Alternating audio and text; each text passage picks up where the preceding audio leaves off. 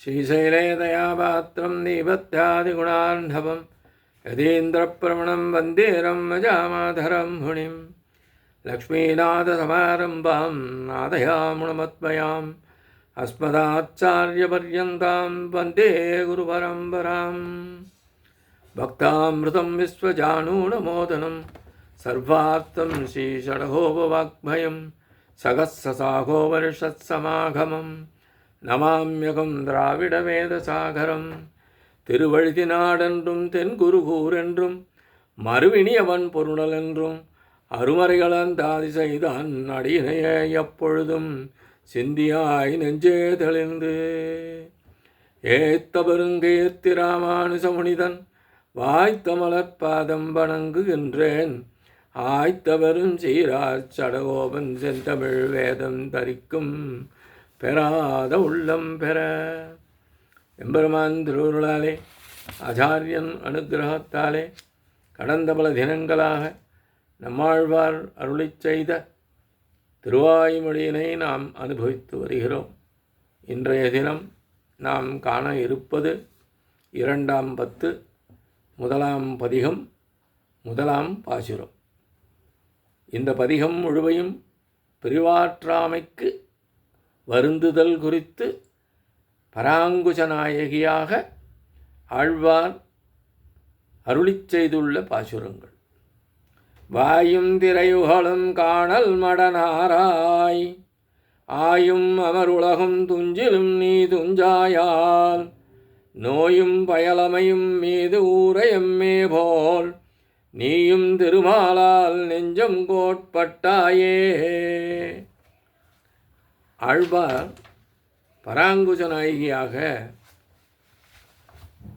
அந்த பாவத்திலே தலைவியாக பட்ட துன்பத்தினை பிரிவாற்றாமையை மற்றவர்களும் பட்டோபோல் என்று கூறுவதாக இப்பாசுரம் அமைந்துள்ளது. மேன்மேலும் ஓங்கி வருகின்றனவே அலைகள் கடலிலே. மேன்மேலும் ஓங்கியபடி வருகின்ற அலைகள் நடக்கின்ற கடற்கரையில்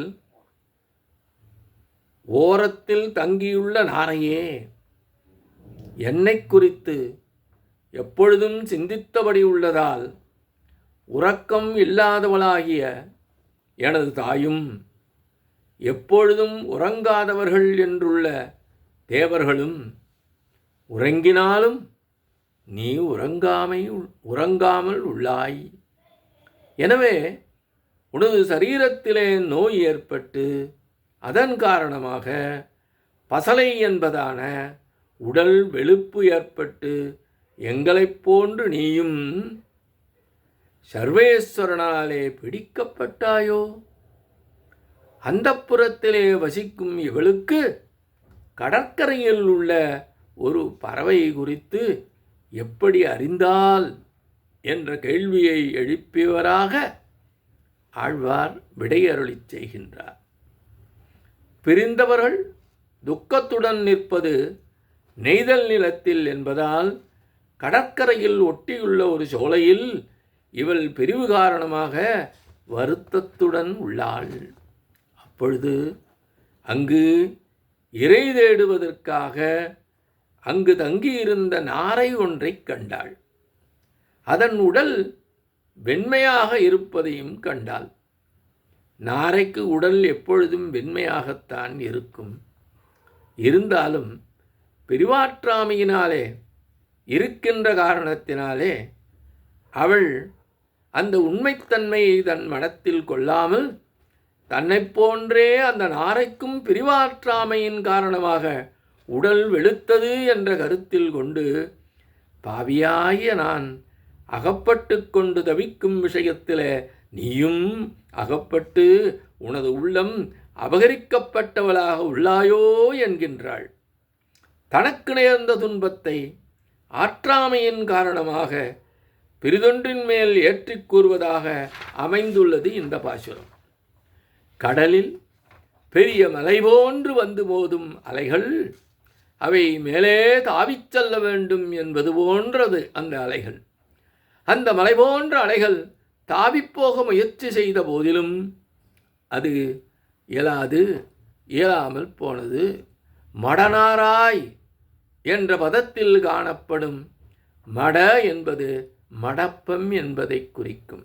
அதாவது எடுத்த செயலை விடாது இருத்தல். மலை போன்ற அலைகள் தாவிப்போக முயற்சித்த போதிலும் அது இயலாமல் போனது. ஆயினும் அந்த அலைகள் வெறுமனே இருந்ததா? மீண்டும் மீண்டும் முயற்சி செய்தது. ஆயினும் அலைகள் மீண்டும் மீண்டும் முயற்சித்து கொண்டே இருக்கும். எண்ணிய செயல் கைகூடும் வரை சோர்ந்து போகாமல் இருப்பதற்கு அந்த அலைகளை ஓர் உதாரணமாக காட்டுகிறார் ஆழ்வார். பகவானை, எம்பெருமானை தியானிப்பவர்கள் சோர்ந்து போகாமல் உள்ளது போன்று இருக்கும் நாரை. அலைகள் மீன்களை கொண்டு வரும் என்று சோர்ந்து போகாமல் நாரை காத்திருக்கும்.